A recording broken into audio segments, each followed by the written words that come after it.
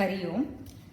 In one of our previous videos, we saw that there are two types of pada.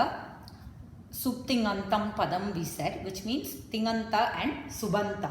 Now, what is Tinganta actually is? To elaborate more on that, there are Tingantas are finite verbs or conjugational affixes. So, and there are 18 in number divided into two groups. Those are Parasmai Pada and Atmane Pada. Now they are further divided into three persons that we are familiar with, which is Prathama Purusha, Madhyama Purusha and Uttama Purusha, and again into three numbers, singular, dual and plural.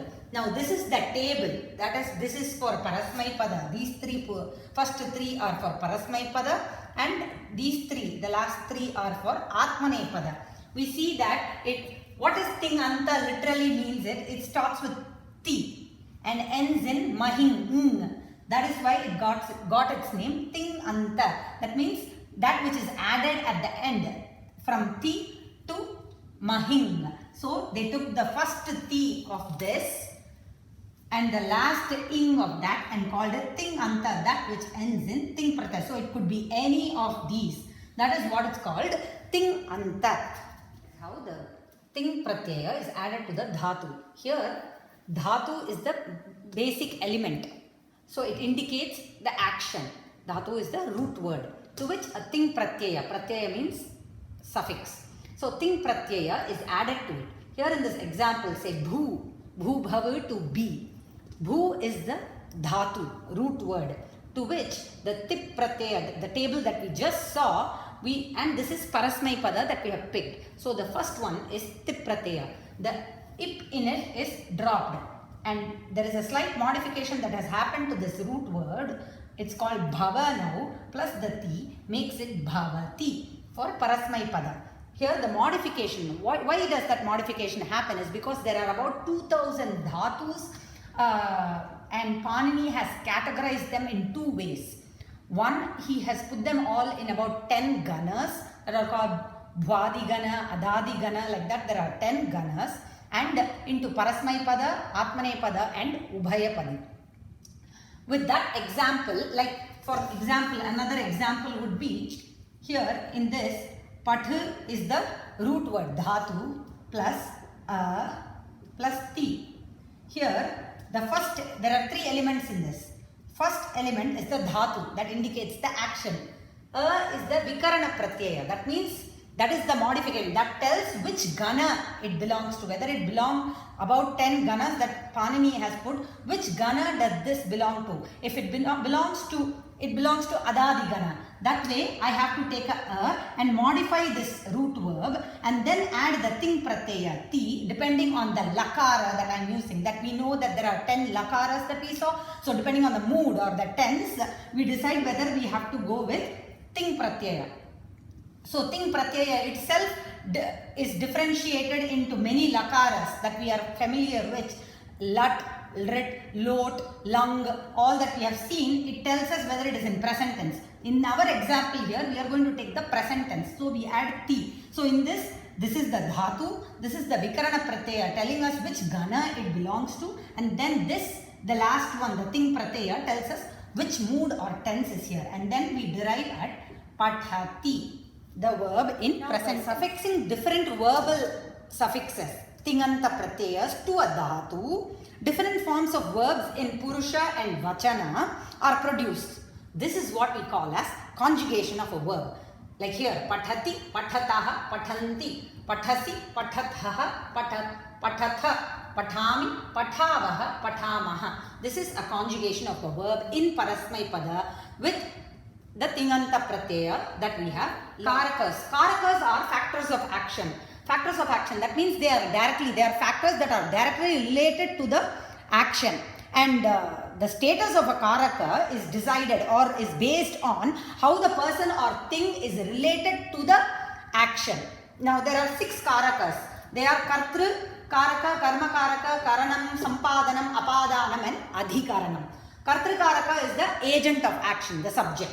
Karma karaka is object of action, karanam instrument of action, sampadanam the recipient of action, apadanam origin of action, adhikaranam locus or the point of action. Now vibhaktis and karakas are independent of each other. They are different from each other. But vibhaktis can express the karakas. Vibhaktis are case endings that use the karakas to express themselves. But they are totally independent of each other. Kartrikaraka, agent of action. In this example, he sees. Saha pashyati. So, saha is the karta doing the action of seeing. Saha is karta. Pashyati is the verb. Subject and verb. Now, karma karaka, he sees a picture. Karma karaka. Now, saha pashyati chitram. So in Sanskrit, you can write the verb in the beginning, you can write the subject in the middle, or the subject in the end, or the object anywhere. Still it would mean he sees a picture. That is the beauty of the language. Saha pashyati, saha chitram pashyati, saha kim pashyati, saha chitram pashyati. So his object is karma karaka, is expressed. The vibhakti uses the karma karaka to express that this is the object in the sentence. Example using karma karaka is Devadattaha gramam gacchati. Devadatta goes to his village, to the village.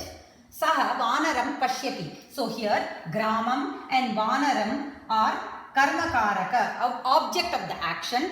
Devadattaha and saha are the kartrikaraka, subject in the action, while gacchati and pashyati are the verbs in this sentence. Is karanam, instrumental. In this example, sa khadati bhojanam hastena. Let us look at the first half. Sa khadati. Here, she. Sa is she and she is the agent of action, the doer of the action, which is khadati.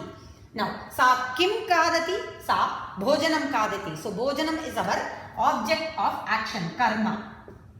Sa kena khadati? Sa bhojanam. Kena khadati? Hastena khadati. Her hands are instrumental for her to eat the food. So, hastena is the karanam karakam here. Karana karakam. In the next example, saha gacchati. The first half of the example says, saha is the doer of the action, gacchati. Saha kim gacchati? Saha gramam gacchati. Gramam is the karma karaka here. Saha gramam kena gacchati? Lokayanena gacchati. Lokayana is the public transport, is the instrument in this action for him to go to the gramam. This is the karanam karakam, karana karanam, which is the recipient of action. Here in this example, the king gives wealth to the poor or for the poor. Nripaha, the king, is the doer of the action. Gives is the kriyapadam. Nripaha yachati. Nripaha kim yachati? Dhanam yachati. Dhanam is the karma karaka.